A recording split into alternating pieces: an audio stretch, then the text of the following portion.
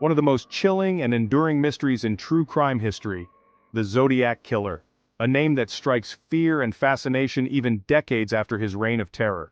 A serial killer who taunted the police, toyed with the media, and left a trail of fear across Northern California. Yet despite countless theories, suspects, and advancements in forensics, his identity remains a mystery.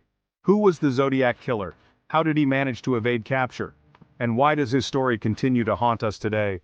Let's dive into the chilling story of one of America's most infamous cold cases.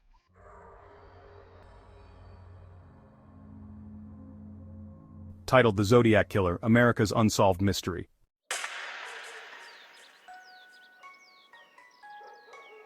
Our story begins on a quiet December night in 1968.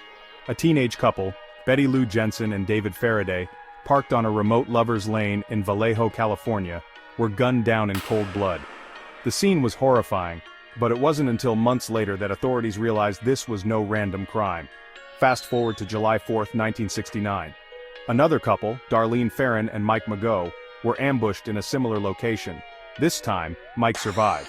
He described their attacker as a stocky man with curly hair and glasses, but the details were too vague to pinpoint a suspect. What made these crimes truly sinister was what came next: letters.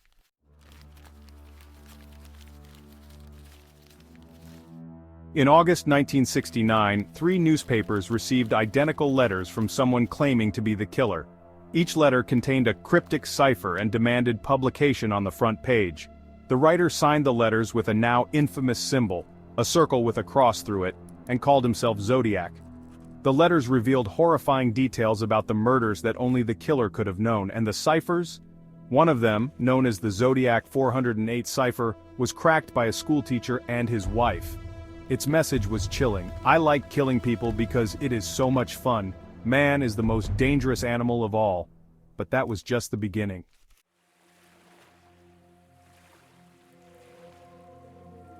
Of all the Zodiac's crimes, the attack at Lake Berryessa stands out for its sheer audacity. On September 27, 1969, Brian Hartnell and Cecilia Shepard were enjoying a peaceful day by the lake when a man approached them. He wore a hooded costume with the Zodiac symbol on his chest.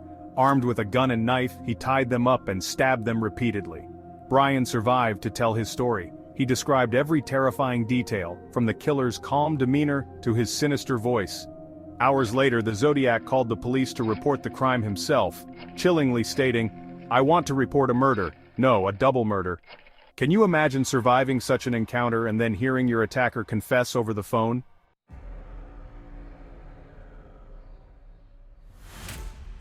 Just weeks later, on October 11, 1969, the Zodiac struck again, this time in San Francisco's Presidio Heights.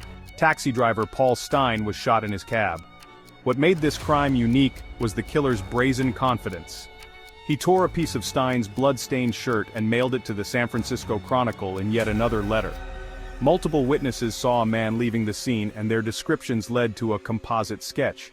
But even with this, and the killer's continued taunts, the Zodiac slipped through the cracks.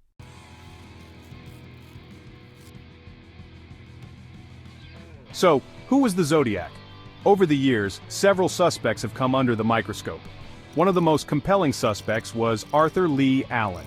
Investigators found circumstantial evidence linking him to the crimes, like a Zodiac-themed watch he owned and alleged obsessions with ciphers, but DNA evidence later ruled him out. Another suspect, Richard Gaikowski, was implicated due to linguistic similarities between his writings and the Zodiac letters. And in 2021, a team called the Casebreakers pointed to Gary Francis Post.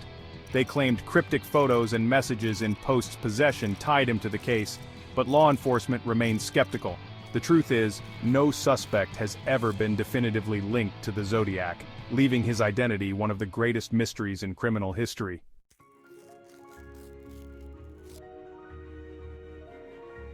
But why does the Zodiac case endure? Decades later, with advancements in DNA profiling and genealogy, there's still hope the case might one day be solved. Investigators have tested DNA from stamps on Zodiac letters, but results remain inconclusive. Some believe new techniques like those used to catch the Golden State Killer could crack the case. Beyond the investigation, the Zodiac's chilling story has become a part of pop culture. Movies like Zodiac, 2007, Documentaries and countless podcasts keep the case alive in public imagination.